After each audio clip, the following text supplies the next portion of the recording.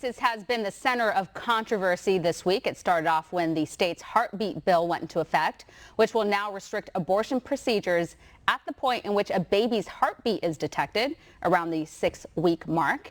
And now tension has risen even more as Governor Greg Abbott gets ready to sign the state's election integrity bill. But despite all of this pushback, Abbott is saying that these laws will not slow down business in Texas.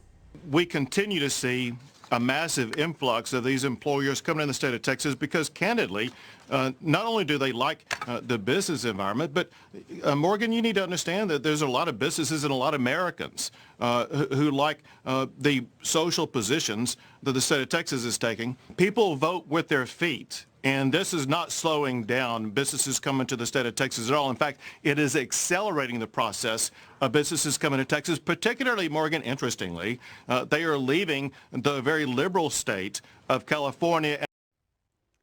Join me now, co-founder and chief strategist at GDP Advisors, Seth Denson. Seth, thank you so much for joining me. So, Seth, I'm sure you have a lot to say about this, and I couldn't agree more with Abbott. But at the end of the day, I think businesses are going to do what's best for their pocketbooks.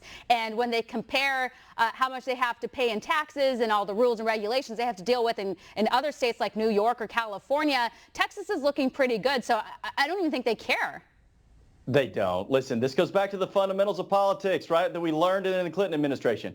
It's the economy, stupid, right? I mean, everything is based on that. And then, quite frankly, the economics in Texas is really good. It's interesting. There was this study out that showed that, I guess, 2/3 of college-educated persons would refuse to move to Texas because of these new laws. But listen, that's a misleading study for a couple reasons. One is only about 42% of Americans are college-educated or have a college degree anyway. So now you've just narrowed that down to about 27%, probably of which most wouldn't want to come to Texas. But here's the reality. Talk is cheap. California isn't. And when it comes down to it, if there's jobs in Texas, paying people well in Texas, people will come to Texas. Yeah, exactly. Also, like, if they don't want to go there, then don't go.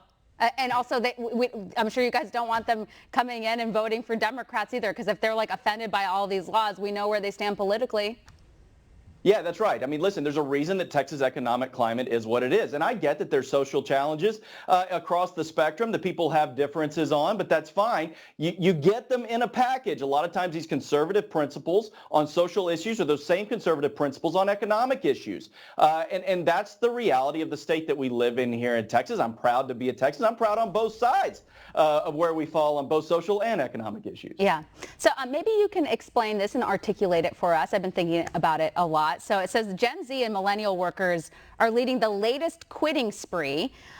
So why is that? So, okay, I'm not against people jumping around from job to job, trying to get a higher salary, a better job position. That seems right. But also, too, there is a lot of fast movement. And you can make the argument that keeping a job for 3 to 6 months, maybe that's not so great for your resume, but maybe it is. I don't know. I mean, I usually try to stay somewhere for a while before I move on. Yeah, I will tell you, as someone who hires people repeatedly at our firm and am involved in that process, one of the very first things I look at when I'm looking at a resume is how many jobs have they had over the last number of years. And if I'm seeing that they jump around a lot, they're falling to the bottom of the list of people that I want to talk to for our organization. Now, that being said, this study that's out that shows that the vast majority of people that are looking for new jobs or changing careers are millennials and Gen Zers. Well, you got to dive deeper into the data to realize 72% of the respondents that said that they wanted to make a job change made less than $30,000. Well, who is that? That's typically your beginner jobs. And so coming out of this pandemic where believe it or not, we do have a labor shortage and employers are willing to pay more, a lot of millennials, Gen Zers looked at the opportunity of the pandemic to study, decide to change. They're looking for higher wages. Interestingly enough, 40% of people that said they wanted to change jobs made 80 grand or more. And so that dichotomy between 72% and 42%, well, that's pretty vast. Yeah.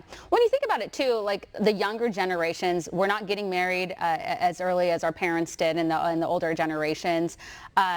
We just have more access to moving around, so you can jump from job to job. Also think of home ownership, too. Like all of those are reasons for staying put at one job, right? You wouldn't be jumping around a lot if you were in a school district that your kid likes or if you have a home that you're paying for. So, I mean, there's a huge difference there too, right?